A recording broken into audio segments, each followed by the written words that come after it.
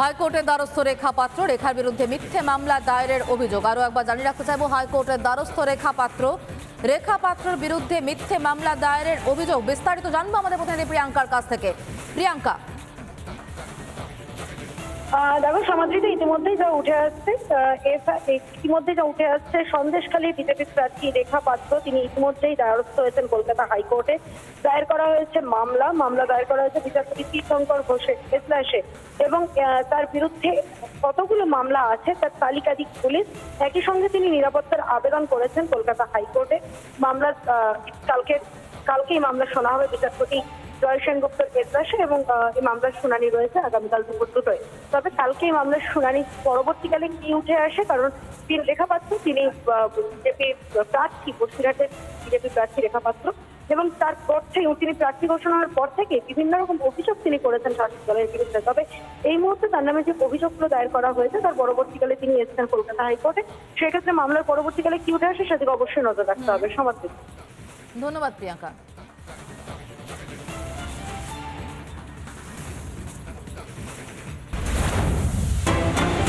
আজও অশান্ত সন্দেশখালীতে আরো বাড়ছে পুলিশি তৎপরতা। বের মজুরে নামানো হলো আরো বাহিনী, বসানো হলো পুলিশি পিকেট। এই মুহূর্তে সেই ছবি রিপাবলিক বাংলায়। পুলিশি ধরপাকড়ের প্রতিবাদে ফের রাস্তায় নেমেছেন মহিলারা। সোমবারের পর মঙ্গলবারও রাত পাহারায় সন্দেশখালীর মা বোনেরা। গতকাল রাতেও ঝাঁটা লাঠি হাতে পাহারা দেন মা বোনেরা। বের মজুরের ঝাঁটা লাঠি হাতে পাহারায় মহিলারা। কিছুতেই শাসকের কবজায় আসছে না সন্দেশখালী, তাই কি পুলিশ দিয়ে কবজার চেষ্টা?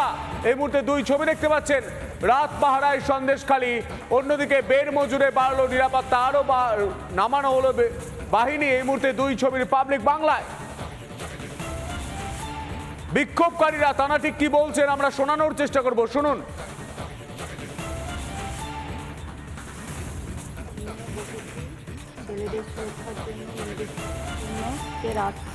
পোস্টারটা ছিঁড়ে দিয়েছে। আমরা মেয়ে ছেলে দাঁড়িয়েছিলাম, মেয়ে ছেলে শুধু বলেছি পোস্টারটা ছেঁড়া হচ্ছে কেন।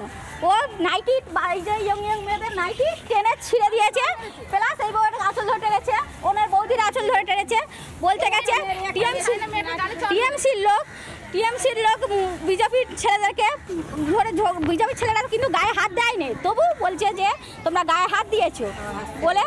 পুলিশ প্রশাসন কালকে এসেছিল, আমাদের নির্দোষ ছেলেকে তুলে নিয়ে যাচ্ছিল। আমরা গেছিলাম, আমরা গেছিলাম, আমরা বলতে চেয়েছি সবকিছু, আমাদেরকে বোঝে না শোধে না, শুধু বলছে যে এই তোমরা কি টিএমসি করো, তোমরা কি বিজেপি করো বলে বাড়ি চালাও বলে ঘরে গাড়ি নিয়ে গেছে, ঘরে নিয়ে যেয়ে গলিতে ধরে পিটেছে, নিয়ে গেছে। আমরা একটা বিক্ষোভ দেখিয়েছি, আর তোমরা নির্দোষ ছেলেটাকে কেন ধরবে?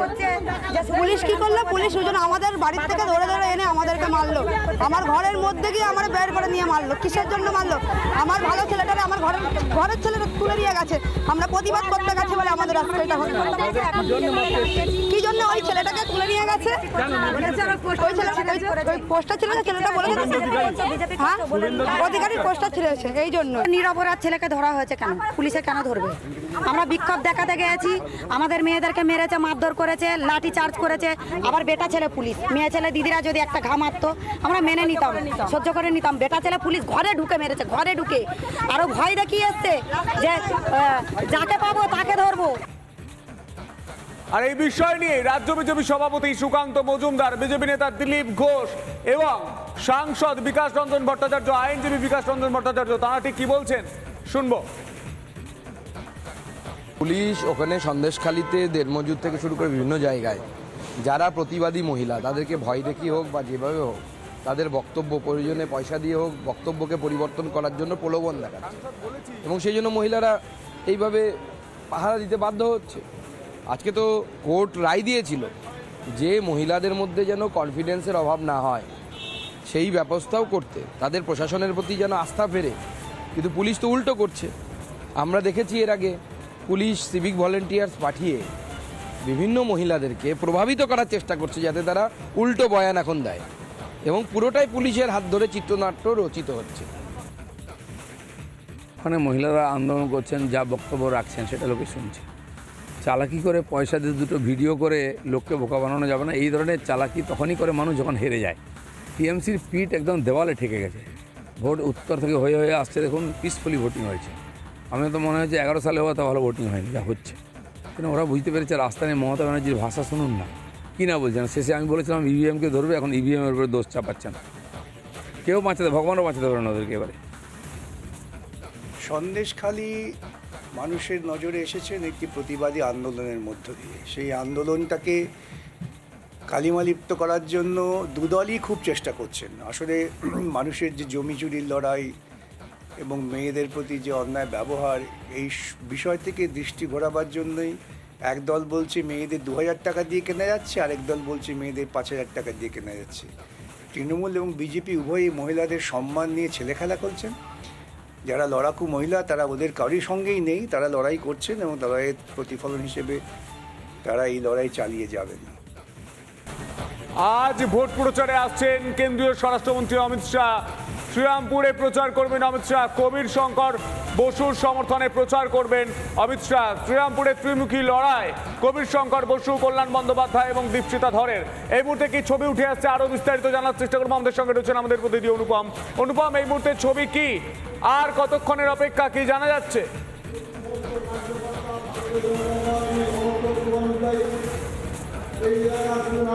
দেখো, এই মুহূর্তে যে খবর আমাদের কাছে রয়েছে, আর কিছুক্ষণের মধ্যেই কেন্দ্রীয় স্বরাষ্ট্রমন্ত্রী অমিত শাহ তিনি এসে পৌঁছবেন শ্রীরামপুর লোকসভায়।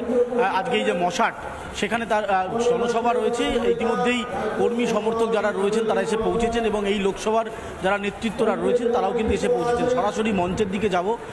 মঞ্চে তুমি দেখতে পাচ্ছ যে একের পর এক নেতৃত্ব যারা এই জেলায় রয়েছেন তারা ইতিমধ্যে এসে পৌঁছে গিয়েছেন, বক্তব্য রাখছেন। অপেক্ষা শুধুমাত্র কেন্দ্রীয় স্বরাষ্ট্রমন্ত্রী অমিত শাহের। তোমায় জানিয়ে রাখি যে এই যে লোকসভাটা রয়েছে, এই লোকসভায় এবার ত্রিমুখী লড়াই হচ্ছে।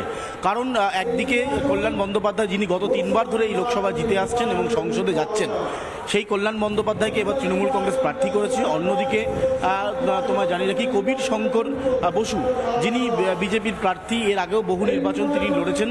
এই লোকসভার জন্য বিজেপি তাকে বেছে নিয়েছে। সুপ্রিম কোর্টের আইনজীবী সেই কল্যাণ বন্দ্যোপাধ্যায়ের বিরুদ্ধে এই কবির শঙ্কর বসুর লড়াই থাকবে। লড়াইয়ে কিন্তু পিছিয়ে নেই বামেরাও। এখানে তুমি জানো যে দীপশিতা ধর, তরুণ মুখ, তাকে বিজেপি সিপিআইএম এবার প্রার্থী করেছে। স্বাভাবিকভাবে ত্রিমুখী লড়াই, বিজেপি, সিপিএম এবং তৃণমূল কংগ্রেসের মধ্যে যে লড়াই, সেই লড়াইয়ে শেষ হাসি এই লোকসভাকে হাসবে, তার জন্য 4 তারিখে অপেক্ষা করতে হবে। তবে আগামী কয়েকদিনের মধ্যে যে এই নির্বাচন রয়েছে, এই লোকসভা নির্বাচন রয়েছে, সেই নির্বাচনের জন্য ইতিমধ্যেই রাজনৈতিক প্রচার বিজেপি শুরু করে দিয়েছে। বিভিন্ন জায়গায় পথসভা করছেন, তারা জনসভা করছেন। কিন্তু বিজয় সংকল্প সভা, যেটা প্রধানমন্ত্রী নরেন্দ্র মোদী এবং কেন্দ্রীয় স্বরাষ্ট্রমন্ত্রী অমিত শাহ এবং সর্বভারতীয় সভাপতি জেপি নাড্ডা তারা করছেন। এই বিজয় সংকল্প সভার মধ্যে দিয়ে তারা আরও একবার বিজেপি সরকারের ডাক দিচ্ছেন, 400 আসন পারের ডাক দিচ্ছেন।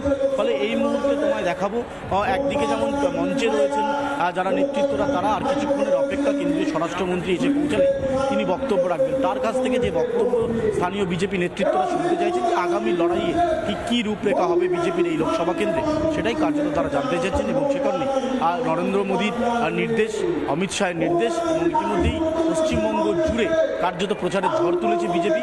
এবার শ্রীরামপুর লোকসভা, যেখানে আর কিছুক্ষণের মধ্যে বিজয় সংকল্প সভা করবেন কেন্দ্রীয় স্বরাষ্ট্রমন্ত্রী অমিত শাহ। একদমই সেই ছবি আমরা দেখতে পাচ্ছি অনুপম। এই মুহূর্তে আর মাত্র কিছুক্ষণের অপেক্ষা। এই শ্রীরামপুরে প্রচার করতে আসছেন কেন্দ্রীয় স্বরাষ্ট্রমন্ত্রী অমিত শাহ। এই ছবির দিকে অবশ্যই আমাদের নজর থাকবে অনুপম। আপাতত তোমায় ধন্যবাদ।